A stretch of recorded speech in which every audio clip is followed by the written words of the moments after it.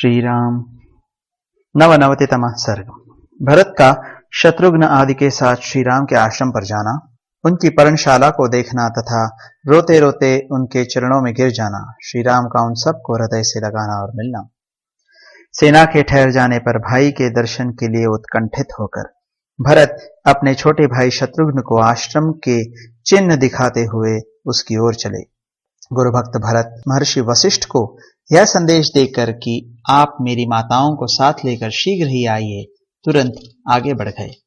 सुमंत्र भी शत्रुघ्न के समीप ही पीछे पीछे चल रहे थे। उन्हें भी भरत के समान ही श्री रामचंद्र जी के दर्शन की तीव्र अभिलाषा थी। चलते चलते ही श्रीमान भरत ने तपस्वी जनों के आश्रम के समान प्रतिष्ठित हुई भाई की पर्णकुटी और झोपड़ी देखी। उस पर्णशाला के सामने भरत ने उस समय बहुत से कटे हुए काष्ठ के टुकड़े देखे जो होम के लिए संग्रहित थे। साथ ही वहां पूजा के लिए संचित किए हुए फूल भी दृष्टिगोचर हुए। आश्रम पर आने जाने वाले श्री राम और लक्ष्मण के द्वारा निर्मित मार्ग बोधक चिन्ह भी उन्हें वृक्षों में लगे दिखाई दिए, जो कुशों और चीरों द्वारा तैयार करके कहीं कहीं वृक्षों की शाखाओं में लटका दिए गए थे। उस वन में शीत निवारण के लिए मृगों की लेंडी और भैंसों के सूखे हुए गोबर के ढेर एकत्र करके रखे गए थे, जिन्हें भरत ने अपने आंखों देखा। उस समय चलते चलते ही परम कांतिमान महाभाव भरत ने शत्रुघ्न तथा संपूर्ण मंत्रियों से अत्यंत प्रसन्न होकर कहा, जान पड़ता है कि महर्षि भरद्वाज ने जिस स्थान का पता बताया था वहां हम लोग आ गए हैं। मैं समझता हूं मंदाकिनी नदी यहां से अधिक दूर नहीं है। वृक्षों में ऊंचे बंधे हुए ये चीर दिखाई दे रहे हैं, अतः समय बेसमय जल आदि लाने के निमित्त बाहर जाने की इच्छा वाले लक्ष्मण ने जिसकी पहचान के लिए यह चिन्ह बनाया है, वह आश्रम जाने वाला मार्ग यही हो सकता है। इधर से बड़े बड़े दांत वाले वेगशाली हाथी निकलकर एक दूसरे के प्रति गर्जना करते हुए इस पर्वत के पार्श्व भाग में चक्कर लगाते रहते हैं, अतः इधर जाने से रोकने के लिए लक्ष्मण ने ये चिन्ह बनाए होंगे।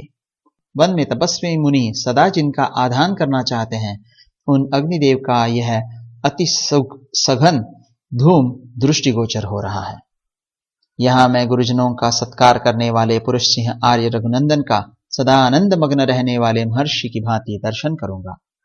तदनंतर रघुकुल भूषण भरत दो ही घड़ी में मंदाकिनी के तट पर विराजमान चित्रकूट के पास जा पहुंचे और अपने साथ वाले लोगों से इस प्रकार बोले, अहो, मेरे ही कारण पुरुष सिंह महाराज श्री रामचंद्र इस निर्जन वन में आकर खुली पृथ्वी के ऊपर वीरासन से बैठते हैं, अतः मेरे जन्म और जीवन को धिक्कार है। मेरे ही कारण महातेजस्वी लोकनाथ रघुनाथ भारी संकट में पड़कर समस्त कामनाओं का परित्याग करके वन में निवास करते हैं। इसलिए मैं सब लोगों के द्वारा निंदित हूं, अतः मेरे जन्म को धिक्कार है। आज मैं श्री राम को प्रसन्न करने के लिए उनके चरणों में गिर जाऊंगा, सीता और लक्ष्मण के भी पैरों पड़ूंगा। इस तरह विलाप करते हुए दशरथ कुमार भरत ने उस वन में एक बड़ी पर्णशाला देखी जो परम पवित्र और मनोरम थी। वह शाल, ताल और अश्वकर्ण नामक वृक्षों के बहुत से पत्तों द्वारा छाई हुई थी, अतः यज्ञशाला में जिस पर कोमल कुश बिछाए गए हों, उस लंबी चौड़ी वेदी के समान शोभा पा रही थी। वहां इंद्रधनुष के समान बहुत से धनुष रखे गए थे जो गुरुतर कार्य साधन में समर्थ थे, जिनके पृष्ठभाग सोने से मढ़े गए थे और जो बहुत ही प्रबल तथा शत्रुओं को पीड़ा देने वाले थे। उनसे उस पर्णकुटी की बड़ी शोभा हो रही थी। वहां तरकसों में बहुत से बाण भरे थे जो सूर्य की किरणों के समान चमकीले और भयंकर थे। उन बाणों से वह पर्णशाला उसी प्रकार सुशोभित होती थी जैसे दीप्तिमान मुख वाले सर्पों से भोगवतीपुरी सुशोभित होती है। सोने की म्यान में रखी हुई दो तलवारें और स्वर्णमय बिंदुओं से विभूषित दो विचित्र ढालें भी उस आश्रम की शोभा बढ़ा रही थी।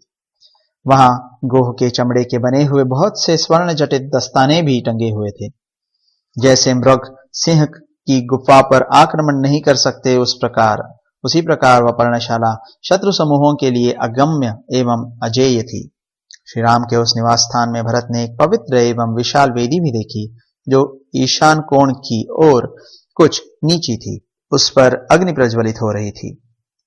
पर्णशाला की ओर थोड़ी देर तक देखकर भरत ने कुटिया में बैठे हुए अपने पूजनीय भ्राता श्री राम को देखा, जो सिर पर जटामंडल धारण किए हुए थे।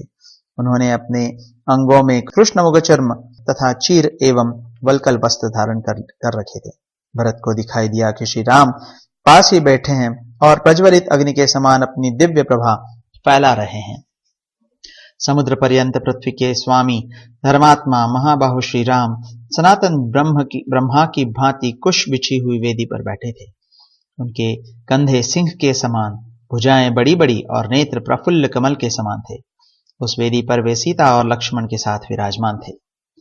उन्हें इस अवस्था में देख धर्मात्मा श्रीमान कई कुमार भरत शोक और मोह में डूब गए तथा बड़े वेग से उनकी ओर दौड़े। भाई की ओर दृष्टि पड़ते ही भरत आर्त भाव से विलाप करने लगे। वे अपने शोक के आवेग को धैर्य से रोक न सके और आंसू बहाते हुए गदगद वाणी में बोले, हाय, जो राजसभा में बैठकर प्रजा और मंत्रीवर्ग के द्वारा सेवा तथा सम्मान पाने के योग्य है, वे ही ये मेरे बड़े भ्राता श्री राम यहाँ जंगली पशुओं से घिरे हुए बैठे हैं। जो महात्मा पहले कई सहस्त्र वस्त्रों का उपयोग करते थे, वे अब धर्माचरण करते हुए यहाँ केवल 2 मृग चर्म धारण करते हैं। जो सदा नाना प्रकार के विचित्र फूलों को अपने सिर पर धारण करते थे, वे ही ये श्री रघुनाथ जी इस समय इस जटाभार को कैसे सहन करते हैं। जिनके लिए शास्त्रोक्त यज्ञों के अनुष्ठान द्वारा धर्म का संग्रह करना उचित है, वे इस समय शरीर को कष्ट देने से प्राप्त होने वाले धर्म का अनुसंधान कर रहे हैं। जिनके अंगों की बहुमूल्य चंदन से सेवा होती थी, उन्हीं मेरे पूज्य भ्राता का यह शरीर कैसे मल से सेवित हो रहा है। हाय, जो सर्वथा सुख भोगने के योग्य है, वे श्री राम मेरे ही कारण ऐसे दुख में पड़ गए हैं। ओह, मैं कितना क्रूर हूं, मेरे इस लोक निंदित जीवन को धिक्कार है। इस प्रकार विलाप करते करते भरत अत्यंत दुखी हो गए। उनके मुखारविंद पर पसीने की बूंदें दिखाई देने लगी। वे श्री रामचंद्र जी के चरणों तक पहुंचने के पहले ही पृथ्वी पर गिर पड़े। अत्यंत दुख से संतप्त होकर महाबली राजकुमार भरत ने एक बार दीन वाणी में आर्य कहकर पुकारा। फिर वे कुछ न बोल सके। आंसुओं से उनका गला रूंध गया। यशस्वी श्री राम की ओर देख वे बोले, आर्य कहकर चीख उठे। इससे आगे उनसे कुछ बोला न जा सका।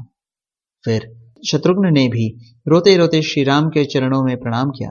श्री राम ने उन दोनों को उठाकर छाती से लगा लिया। फिर वे भी नेत्रों से आंसुओं की धारा बहाने लगे।